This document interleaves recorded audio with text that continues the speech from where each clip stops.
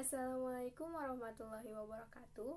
Perkenalkan, nama saya Sally Marcelia, jurusan D3 Kebidanan di Stikes Akbid Wijaya Husada.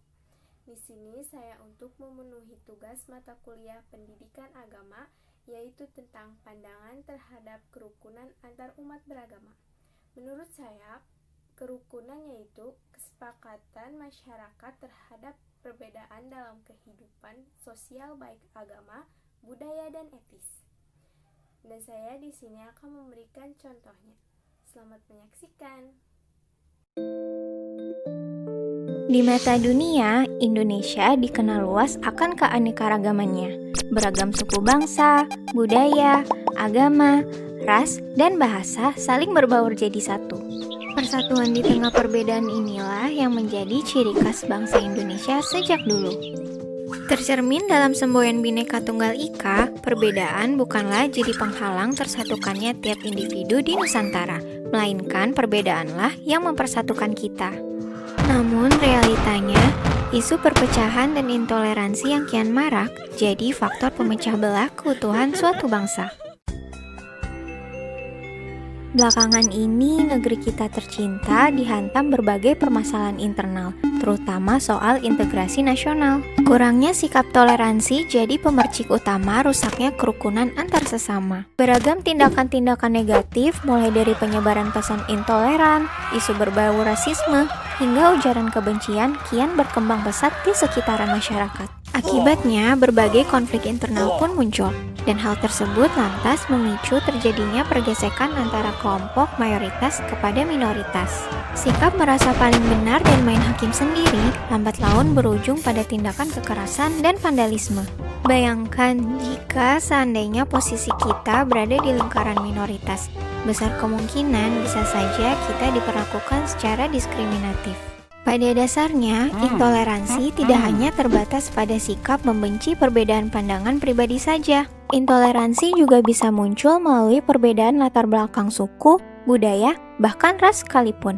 Nggak dapat dipungkiri pula, agama pun kini dijadikan sebagai kekuatan politik oleh segerombolan pelaku intoleransi. Perlahan, sikap toleransi mulai memudar dari waktu ke waktu, dan segelintir oknum cenderung ingin menang sendiri demi kepentingan pribadinya. Sebagai umat muslim yang cinta damai, salah satu sikap dasar yang harus ditanamkan dalam kehidupan sehari-hari adalah sikap saling menghormati dan menghargai kepada sesama. Sejatinya, Islam mengajak kepada umatnya untuk selalu menjalin kehidupan yang harmonis kepada manusia lainnya.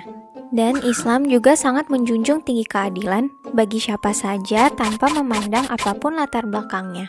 Termaktub di dalam surat Al-Mumtahanah ayat ke-8, Allah sebenarnya telah mengingatkan kita untuk selalu menghormati kepada sesama. Allah Ta'ala berfirman,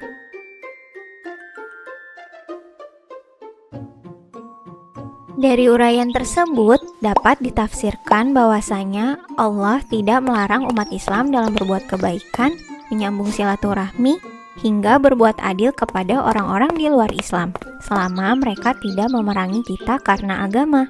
Dari hadis Bukhari, suatu waktu Rasulullah SAW pernah ditanya, agama manakah yang paling dicintai oleh Allah? Maka beliau menjawab, Al-Hanifiyah As-Samhah, yang lurus lagi toleran. As-Samhah berasal dari kata tasamuh yang merujuk pada makna toleransi. Hadis tersebut sering digunakan sebagai rujukan Islam untuk mendukung sikap toleransi. Dengan berpegang teguh pada nilai-nilai Pancasila, kita seharusnya dapat meningkatkan rasa persaudaraan kepada antar sesama. Mencegah perpecahan akibat perbedaan adalah tugas kita semua sebagai warga negara Indonesia demi menjaga keutuhan bangsa. Hal tersebut dapat diwujudkan dengan menerapkan sikap toleransi di dalam kehidupan sehari-hari sedari dini. Hal-hal sederhana seperti membimbing anak-anak untuk menghormati pendapat orang lain, hingga mengajarkan mereka untuk tidak mendiskriminasi suku, agama, dan ras dalam pergaulan adalah sebagian contoh sikap toleransi. Selain itu, kita juga bisa memulainya dengan membuka pikiran untuk lebih saling menghargai dan menerima perbedaan yang ada.